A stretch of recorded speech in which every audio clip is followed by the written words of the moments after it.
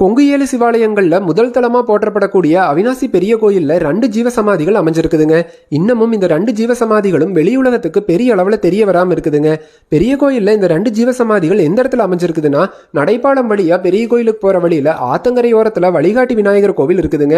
அந்த வழிகாட்டி விநாயகர் கோவில்ல தாங்க இந்த 2 ஜீவசமாதிகளும் அமைஞ்சிருக்குதுங்க. ஒன்னு வந்து வெள்ளை தம்பிரானோட ஜீவசமாதிங்க, இன்னொன்னு குருநாத பண்டாரத்தோட ஜீவசமாதிங்க. இந்த வெள்ளை தம்பிரான் யாருன்னா, கேரளாவை சேர்ந்த ஒண்டிப்புலிங்கிற மந்திரவாதி அவினாசி தேர ஓட விடாம பண்ணப்போ அந்த மந்திரவாதிய ஊருட்டு விரட்டி மீண்டும் அவினாசி தேர ஓட வச்சாருங்க. குருநாத பண்டாரம் யாருன்னா, அவரோட சிவபூஜைக்கு இடையூறு பண்ணி சிலர் அவரோட சிவலிங்கத்தை எடுத்து அவினாசி குளத்துல வீசிடுறாங்க. மீன் அந்த சிவலிங்கத்தை வாயில கவ்வி கொண்டு வந்து மீண்டும் கரையில கொடுத்துச்சுங்க. இந்த வீடியோ மூலமா கோயில் நிர்வாகத்துக்கு ஒரு வேண்டுகோளுங்க. இந்த இடத்துல 2 சித்தர்களோட ஜீவசமாதி இருக்குதுங்கிற பிளக்ஸை வந்து கோயிலுக்கு வெளியில வைக்கணுங்க. இப்ப வந்து வழிகாட்டி விநாயகர் கோவிலுக்குள்ள அமைஞ்சிருக்குதுங்க. அதனால நிறைய பேத்துக்கு இந்த இடத்துல சித்தர்களோட ஜீவசமாதி இருக்கிறதே தெரியாம இருக்குதுங்க. அரிய பொருளே அவினாசி அப்பா. இந்த வீடியோவை எல்லாருக்கும் ஷேர் பண்ணிருங்க.